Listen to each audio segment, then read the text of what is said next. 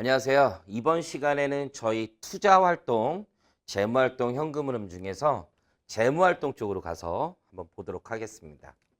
우리가 이제 현금흐름표라는 게 크게 세 가지의 현금흐름으로 구성되어 있다고 배웠어요. 그래서 첫 번째가 영업활동 현금흐름이고, 두 번째가 투자활동 현금흐름이고, 세 번째가 재무활동 현금흐름이잖아요. 그래서 이번 시간에는 그중 재무활동 현금흐름을 배워보도록 하겠습니다. 이 재무활동 현금흐름은 재무활동으로 인한 현금 유입이 있고 재무활동으로 인한 현금 유출이 있을 거예요. 네, 전에도 한번 말씀드렸듯이 이게 총액법이에요. 총액. 예를 들어서 단기 차입금이다. 그러면 기중에 빌렸다가 기중에 갚을 수도 있겠죠. 그러면 유입과 유출을 상계 쳐서 쓰는 게 아니라 올해 30억 빌렸고 그중에 25억 갚았으면 네팅 쳐서 5억 증가로 쓰지 않고 원칙적으로 30억 증가, 25억 감소 뭐 이런 식으로 유입, 유출 이렇게 쓰는 게 원칙입니다. 그런데 우리 시험에서는 주로 단기 차입금 문제는 잘 나오지 않아요. 거의 안 나온다고 보시면 돼요. 그래서 말 문제로 총액이다 그 정도 기억하시면 되고 장기 차입금 문제가 많이 나오고 사채 문제 그리고 유상증자, 배당 이런 내용들이 나옵니다. 자, 그래서 구체적으로 재무활동의 액티비티를 보면 이런 것들이 있습니다. 차입금, 사채, 회사채죠. 그리고 자본금, 뭐 이익잉여금 이런 것들이 있다라고 보시면 돼요. 이 중에 회사채나 차입금을 우리가 타인자본 조달이라고 부르고요. 그리고 자본금의 증가를 자기자본 조달이라고 저쪽 재무분석에선 부르기도 합니다. 자, 우선 차입금 사례를 같이 가지고 풀어보겠습니다. 우선 여러분이 이 사례를 풀기 전에 전제 조건을 몇 개 알고 계셔야 돼요. 자, 단기 차입금이다 라고 하면요. 전제 조건이 전기 말 금액이 있을 테고 그리고 단기 말 금액이 있겠죠. 자, 계산 문제 거의 나오진 않는데 참고만 하시면 돼요. 전기 말 금액은 단기 중 상환된다고 가정하시면 돼요. 왜냐하면 전기 말에 단기 차입금으로 잡혔다는 얘기는 1년 이내 상환하기로 약속되어 있으니까 차입금 잡는 거잖아요. 단기 차입금. 그래서 단기 중에 모두 상환되었다. 단기 말에 재무상태표에 있는 이 단기 차입금은 단기 중에 차입했다라고 가정하시면 됩니다. 물론 기중에 차입하고 기중에 상환하는 것들도 있습니다. 실무적으로는 그걸 다 찾아내서 적도록 되어 있어요. 하지만 우리 시험에는 그런 자료는 나오진 않습니다. 자, 시험에 훨씬 더 중요한 것은 이쪽 내용입니다. 장기 차입금과 유동성 장기 부채입니다. 장기 차입금. 자, 여러분들 장기 차입금의 정의가 뭔지를 한번 생각해 보세요. 보고 기간 말 현재, 즉 일반 기업이라면 12월 30일 요 말 현재 상환 기일이 1년 이상 남은 것을 장기 차입금이라고 불러요. 그렇다면 자, X 1년이고 X 2년입니다. X 2년 12월 31일. 그럼 X 1년 말에 깔려 있었던 이 장기 차입금이 X 2년도 중에는 상환될 일은 없다 이거예요. 왜? 전제 조건이 X 1년 말 현재 장기 차입금은 X 2년 이후에 상환된다고 가정하는 거죠. 그렇기 때문에 이 장기 차입금 기초 금액은 단기 중에는 특별한 언급이 없는 한 상환되지 않습니다. 특별한 언급이 없는 한. 그래서 장기 차입금은 기중 상환되는 일은 없다. 물론 실무적으로는 조기 상환할 수 있습니다. 만기 전에 상환할 수 있지만 특별한 사건이다. 그래서 문제에 특별한 언급이 없는 한 대부분 없다고 보시면 됩니다. 단기 중에 상환되는 일은 없다. 그런데 우리가 이렇게 되는 거예요. 그래서 X 1년 말에는 장기 차입금이었는데 이게 상환이 언제 되기로 했냐면 X 3년 기중에 상환될 예정이었다 이거예요. 그러면 X 1년 말엔 당연히 장기 차입금이 맞아요. 근데 X 2년 말 현재 시점에서 보면 만기가 1년 이내 도래하는 것으로 변경되었다라는 거죠. 그럼 이제 더 이상 계정에 비유동 부채에 있는 장기 차입금으로 둘 수가 없어요. 구체적으로 BS에 제가 표시를 한번 해드리면 이런 겁니다. X 2년 말 현재 자 부채를 두 가지로 나누겠죠. 유동 부채가 있을 테고 그리고 비유동 부채가 있을 거예요. 그런데 이 유동 부채 안에는 당초 발행 당시 혹은 차입 당시에는 만기가 1년 이후에 도래할지라도 보고 기간 말인 12월 31일 현재는 부채가 1년 이내 상환돼야 된다라면 여기 비유동 부채에 있었던 장기 차입금을 유동성 장기 차입금 혹은 유동성 장기 부채라는 계정으로 계정을 대체해요. 그러면 유동성 장기 부채로 넘어가고 그 다음에 상환이 된다라는 얘기예요. 이해하시겠죠? 그래서 우리 시험 문제 무조건 나옵니다, 여러분. 이 장기 차입금 문제는 안 나오는 때가 아예 없다고 생각하셔야 돼요. 그래서 2부 1과목에서 이 문제가 배점도 좀 높아요. 각 점수별로 배점이 다르거든요. 문제별로. 그래서 4점짜리 배점으로 무조건 나온다고 생각을 하셔야 돼요. 최소 한 문제는. 많으면 두 문제까지 나온다. 이렇게 보시고 접근하셔야 됩니다. 자, 이 개념을 이용해서 우리 지난 시간에 투자활동 현금 흐름처럼 한번 T계정을 그려서 같이 해결해 보겠습니다. 자, 첫 번째 여러분의 이해를 돕기 위해서 가져온 거예요. 단기 차입금입니다. 자, 문제의 자료는 이렇습니다. 아래 자료를 이용하여 단기 중 장기 차입금의 차입으로 인한 현금 유입액을 계산하시오. 즉 장기 차입금 올해 빌려서 돈이 얼마 들어왔는지를 계산해달라는 얘기예요. 자, 보겠습니다. 단기 차입금은 문제에 특별한 가정이 없는 한 단기 말은 새로 차입한 것이고 전기 말은 단기 중에 상환했다라고 보시면 돼요. 그래서 제가 요건 안 써드리고 같이 교재에 있는 거 한번 보겠습니다. 보시면 그래서 전기 말에 있었던 것은 단기 중 상환이 된다. 그리고 단기 말에 있는 단기 차입금은 단기 중 차입하였다라고 보시면 돼요. 이게 다시 한번 말씀드리지만 총 계정 원장이고 단기 차입금이라는 계정을 가지고 얘는 부채니까 기초에 2월 됐던 금액이 기초에 있고 증가하는 건 대별에 둘 거고 차입금이니까요. 지난 시간에 봤던 투자 활동은 자산이니까 증가나 기초가 왼쪽에 있지만 차입금은 기초나 증가가 오른쪽에 있습니다. 그리고 돈을 갚으면 차입금이 줄어드니까 차변으로 가고 기말을 여기 5천 이렇게 끼워두면 될 겁니다. 그래서 우리 문제는 구체적으로 장기 차입금에 대한 얘기니까 장기 차입금에 대한 T계정을 집중적으로 그려보겠습니다. 그래서 여기 장기 차입금 두고 자, 장기 차입금은 부채니까 기초금액이 오른쪽에 옵니다. 그래서 장기 차입금 기초금액은 얼마냐면 만이에요. 자, 여기 이제 이렇게 항상 전제를 할 거예요. 회사의 장기 차입금 차입금 상환은 계획대로 이루어졌다. 그 얘기는 뭐냐면 장기 차입금은 기중에 상환되는 일은 없다는 얘기예요. 조기 상환은 없다.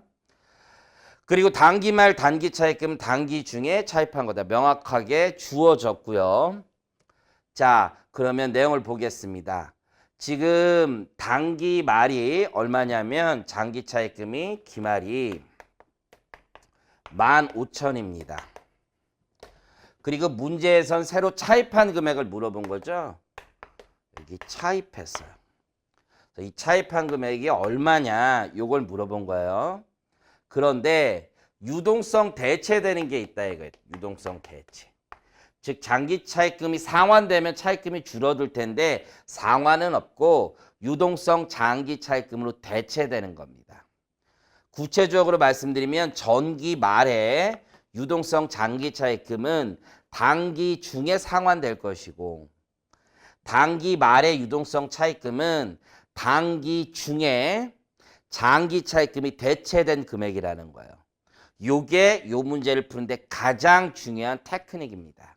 그래서 요거를 읽을 줄 아는 사람은 이 회사에 지금 재무상태표의 장기 차입금이 뭐 500억 있지만 이건 내년까지 갚아도 되는 돈은 아니구나. 이런 걸 알 수가 있어요. 근데 보니까 유동성 장기 차입금이 300억 있더라. 이 회사 내년에 300억 만기 돌아오구나.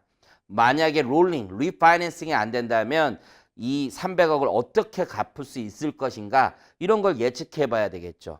보니까 영업활동 현금 흐름이 1년에 보통 한 6, 700억은 나오더라. 이 정도 갚을 수 있겠구나. 이런 걸 볼 수 있는 겁니다. 근데 만약에 영업활동 현금 흐름이 연간 100억밖에 안 나오더라. 과거 3년간. 그러면 이 돈 어떻게 갚을 것이냐. 새로 돈을 빌리든지 아니면 기존의 비사업용 자산을 처분하든지 해야 될 거 아니냐. 이런 것들을 간파할 수 있다는 얘기예요. 다시 한번 말씀드리지만 재무상태표, 손익계산서, 현금흐름표 이 세 가지는 유기적으로 연결되어 있고 정보 이용자는 이걸 유기적으로 해석하는 능력이 아주 중요하다는 얘기입니다. 자, 그래서 대체된 금액은 어찌됐든 단기 말에 있는 2천이 대체되어 있다는 얘기입니다. 구체적 회계 처리를 생각하면 이런 거예요. 차변에 장기 차입금이 들어오고 대변에 유동성 장기 부채가 들어온다는 얘기예요. 장기 차입금은 대체로 이렇게 줄어들고요. 그러면 왼쪽이 17,000이니까 오른쪽도 17,000이 돼야 될 거고 문제에서 차입 금액을 구하라고 했으니까 이 금액은 7,000이 되겠다라는 얘기입니다. 자, 그래서 확인을 해보시면 장기 차입금은 이렇게 차입으로 인해서 7,000을 추가로 빌렸다. 현금이 들어왔다는 얘기입니다.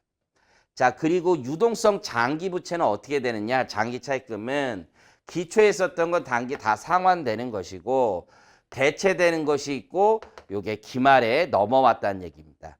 요거는 요 2천은 내년에 상환할 것이고요.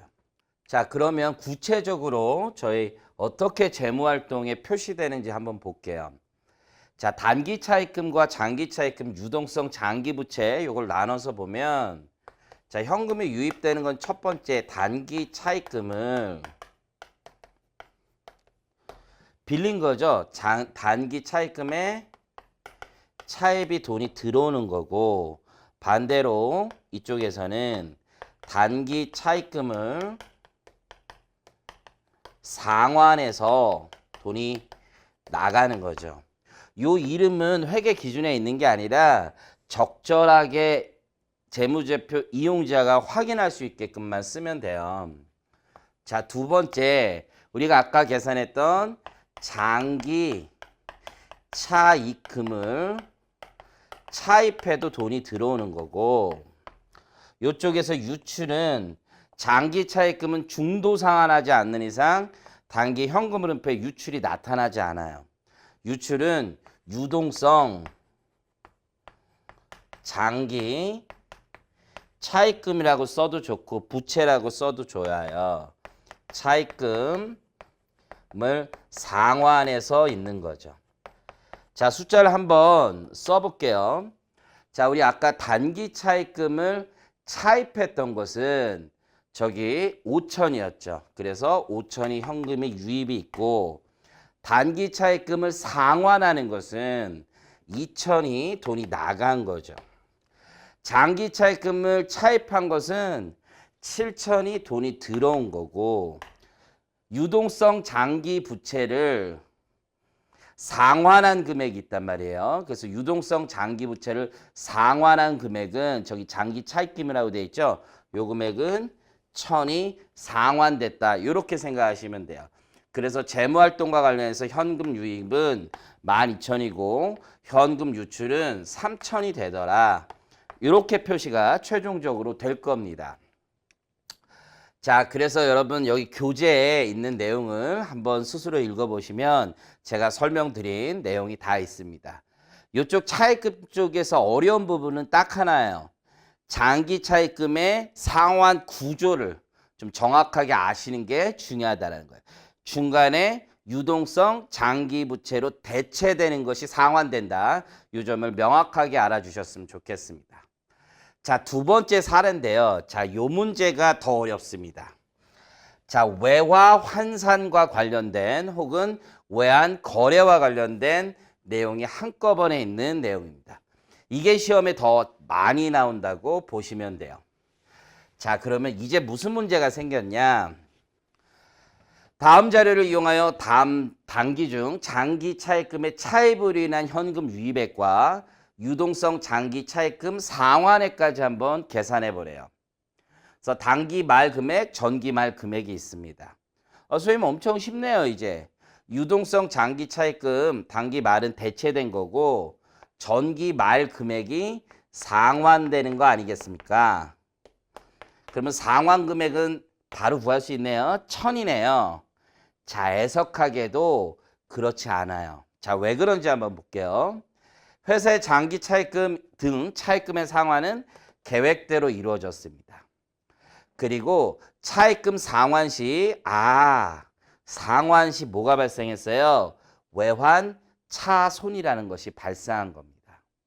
즉 실제로 트랜잭션이 일어나면서 갚아야 되는 돈이 외화로 빌렸기 때문에 더 많이 갚거나 혹은 덜 갚거나 하는 상황이 생겼고 외환 차손이라는 건 상환 당시 손실이 발생했다는 얘기죠.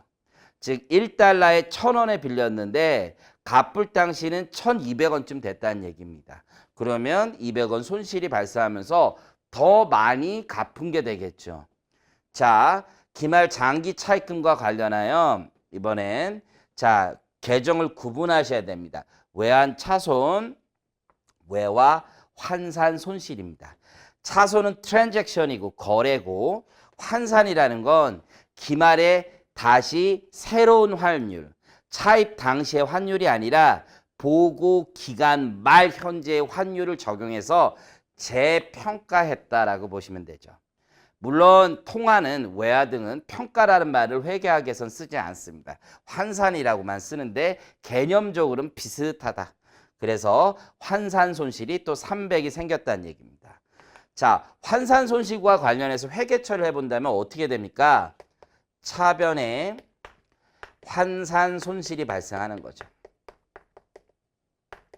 그 금액이 300이고 그로 인해서 내가 갚아야 할 장기 차입금은 원화로 환산했을 때 장기 차입금은 오히려 300원이 증가했다라는 얘기가 되는 거죠. 자, 그러면 이걸 가지고 한번 풀어보겠습니다. 장기 차입금 전기말 금액은요. 기초는 만입니다. 그리고 장기 차입금의 기말 금액은 15,300입니다. 자, 유동성 대체된 유동성 장기 차입금은 단기 말 금액이 대체된 것이라고 말씀드렸어요. 그래서 다시 한번 유동성 대체 금액은 단기 말에 유동성 장기 차입금 등이 있는 금액이 대체된 것이고 전기 말 금액은 상환된 것이다. 요걸 이해하시는 게 가장 중요하다. 그리고 차입을 얼마 일으켰는지 보는 건데 자, 우리 뭐가 하나 숨어 있습니까? 요 놈이 숨어 있는 거죠. 요 놈이. 자, 실제 돈은 빌리지 않았지만 결산할 때 이렇게 환산에 대한 내용을 적으면서 요 환산 손실이 장기 차입금 금액을 증가시켰다는 얘기입니다. 그래서 이놈하고 요놈을 정확하게 기재하셔야지만 이 문제를 잘 푸실 수 있습니다. 그래서 여기 장기 차입금에 대한 내용을 보시면 똑같이 2,000, 15,300, 17,300 기초 환산 손실 차입이 나오죠. 그래서 차입되는 금액은 7,000이 되더라. 요 얘기입니다. 자, 이걸 역시 재무상태표에 한번 기재해 보겠습니다. 자, 다만 여기서 하나만 추가로 말씀드릴게요. 이런 외화 환산 손실이나 외환 차익이 발생할 거 아니에요? 차익. 그것들은 영업활동과는 관련이 없는 손익이라고 했었죠. 그래서 여기 영업활동과 관련 없는 손익 두 번째나 세 번째 항목이었었죠. 네 번째는 영업활동 자산부채의 증감이었고 여기에서 반영을 해주셔야 된다는 것도 기억해 주세요. 왜냐하면 당기 순이익에는 여기 자료에 있는 것처럼 외환 차손과 환산 손실이 반영이 돼 있단 말이에요. 얘네들은 현금의 유출이 없는 비용으로서 가산하자라고 말씀을 드렸고 요 안에 환산 손실과 그쵸? 그다음에 환산 차손 다 포함되어 있다. 그래서 당기 손실로 이렇게 500이 반영이 되어 있을 거고 저기 300과 200을 환산 차손에서 200 다시 더해 주시고 환산 손실 더해 주시면 영업활동 현금 흐름에는 아무 영향이 없을 거다. 그리고 구체적으로 환산 차손은 실제 돈이 나가긴 하는 거죠. 그리고 얘는 실제 나가지 않는 장부 노름에 불과했다라는 것까지 기억해 주시면 돼요. 자, 그러면 여기 현금 유입과 유출이 한번 써보겠습니다. 현금 유입은 첫 번째 뭐가 있습니까? 장기 차입금을 차입한 거죠. 그래서 장기 차입금의 차입, 이 금액이 들어오는 거예요. 자, 얼마 들어왔습니까? 7천의 재무활동 현금 유입이 있습니다. 현금 유출은요. 지금 문제에서 단기 차입금이 없어요. 그래서 현금 유출은 유동성 장기 부채가 상환된 거죠.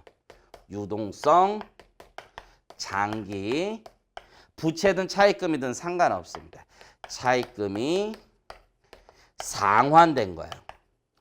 자, 그런데 우리가 전 문제에서는 상환 금액이 전기말 금액이 그대로 상환되니까 1,000원만 쓰면 될 것 같은데 이 문제에서 보시다시피 외환 차손이 발생했다라고 돼 있죠. 실제 돈을 갚으면서 손실이 발생한 것입니다.